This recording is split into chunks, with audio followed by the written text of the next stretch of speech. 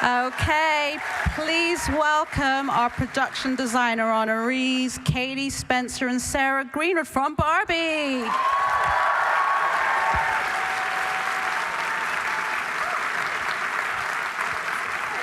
Oh, look, there are little dots on the floor. Dots on the floor. Dots on the floor. Dots on the floor. Hi. Mwah. Oh my goodness, congratulations on everything, Barbie. Okay. They're British, they haven't spoken yet, but you'll hear it in their accent. Katie and Sarah did not grow up with Barbie dolls, by the way, so can we give them a round of applause for building this incredible world? So let's talk about building Barbie Land. This was all done in camera because that's how Greta Gerwig works. Where do you even begin? Sarah? Well, where do you begin, Sarah? Where did we begin? We began by actually buying some Barbies and a dream house, and we started to play, which was really informative, actually, wasn't it? It was kind of... It was amazing. I mean, we built it in the office, and people would play with it as they came through. And it's like little elves would play with it overnight, and you'd come back, and they'd be in different positions. And they'd be doing strange things. Yeah. But yeah, that was amazing. And obviously, where did we start? I mean, we started with the best script ever. You know, it was phenomenal. And what is interesting is that what you see in the film is kind of what was in the script at the get-go. You know, it was kind of like it was there, and it was just this incredible. It was breathtaking, actually. The script. You know, it's a one-read number. It was just fabulous, wasn't it? It was. I mean, that opening, that 2001 opening, it says it all. You know, what a mind to come up with that. It's just brilliant, Greta Gerwig, really. The legs were real up there, right? The Yeah, legs we made some giant legs. Well, you made some giant legs for Margot. Then it's Margot. Yeah. Talk about building the Barbie greenhouse, dream house even, because the one thing is there's, you know, we can see all the way through that, so. I mean, it's kind of like, obviously there's no walls, there are stairs, but they're hidden. And, you know, it's like, so there's no walls, so your wallpaper, so to speak, is your landscape and your world that you see through. And yeah, that's quite challenging. And it became even more challenging when we turned into the Kens and we had to fit 22 televisions. It's like, well, there's no walls. Where do you put the televisions? Up on the lamppost, up on the chimney, you know. Yeah, it was quite a... It's really sort of like the absence of things is so important as well as the things that were in there. But it was a challenge. It was probably the hardest thing we've done. Yeah, I know it's weird to say that because now it looks so simple and it's so obvious, you know. But actually, to arrive at that point of kind of, you know, what is a doll? What does it mean to be a doll? What does it mean to play? You know, and all these things that, you know, very kind of philosophical questions. And of course, talking about these things with Greta, you know, was just amazing. You have these, you know, and Rodrigo, who's here as well. You know, we had these incredible conversations, you know. About what is the essence of play and the essence of toy. And what's so amazing about Greta Gerwig is that not only is she an amazing director, she's also an amazing writer, and she's an actress. So she would act things out.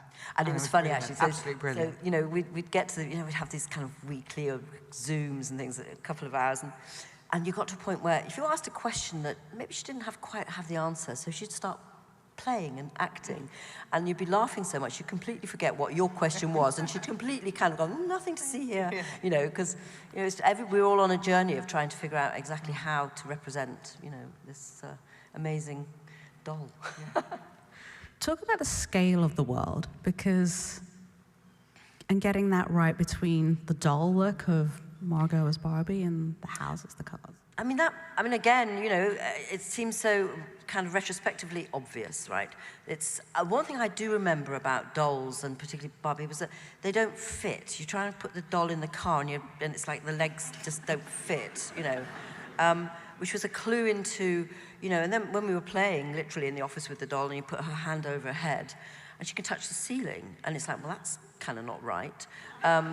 And, you know, it's narrow and it's small and it only has a certain elements of things that might be interesting, the decals and things like that. So the scale, so, so it was like, we came up with, in fact, it was Eva, one of our concept artists, kind of worked it out. She said, I think it's 23% smaller, and this is a very precise figure, and we never checked it either. We didn't. We just believed her. She said it so confidently. Yeah. So we believed her, and then you start putting the doll in the spaces, and you make models and you work it out, and it was it felt right. It was interesting because some things shrank and some things weren't bigger. So like the hairbrush and things like that, the lipstick, they all go bigger because in the doll world, tiny hands, can't play with tiny things. So that's why they get bigger, the lipsticks, the hairbrush, and... So you see that in the, when she opens the wardrobe, it's like a toy box, The lipsticks are in fact about that big, so it's just messing. And I mean, this was another thing that was incredible with Greta was, talking about what is the essence of toy, and the fact that,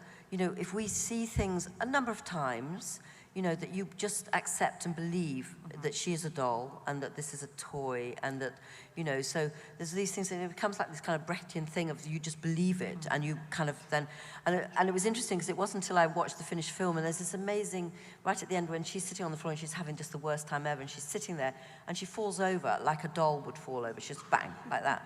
And it's like you have these moments where you just go, that's it. That's all you need. You don't need any other and devices. And Margot's amazing performance as well. So that, at the end, when she chooses death, to be a human, it's heartbreaking. Yeah. So, what was it like walking onto Barbie Land for the first time? Because that was all a real set, like, as we said earlier, that was not on CGI. Well, we didn't really walk on it for the first time because we walked on it every day from the ground up.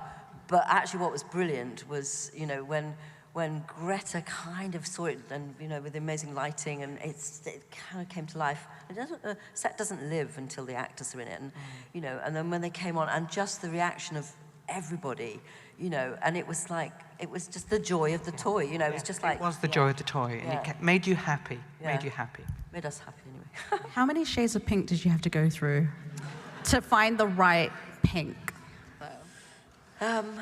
Well, we started with about 100. And this again is, Greta, she says things like, she drops into the conversation, I don't like millennial pink, so we're kind of Googling going, what's millennial pink? And of course, millennial pink doesn't exist. What she's talking about is that kind of pornographic pink. It's pornographic pink, and you kind of just know from the tone of voice, and it's that purpley pink that she doesn't like. And so we did a whole range, and there were about 100, right across from salmon pinks right through.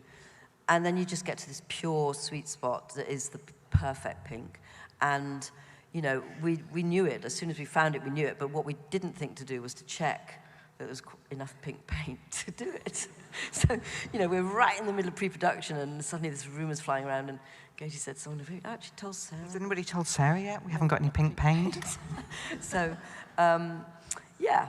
And then, of course, what pink paint does to faces and things. And of course, this was Rodrigo's challenge of the pink, so whenever, shooting, it would be kind of like the neutral greys going up over everything else, just so we didn't get the bounce that turned people fuchsia and really ugly. So, yeah. There you go. And Rodrigo's here, sitting there, I think. Yeah. Amazing work on Barbie. Amazing. Congratulations to you both again, and thank you. And I'll see you back here for the panel conversation. Yes, and now let's take a look at a clip from Maestro.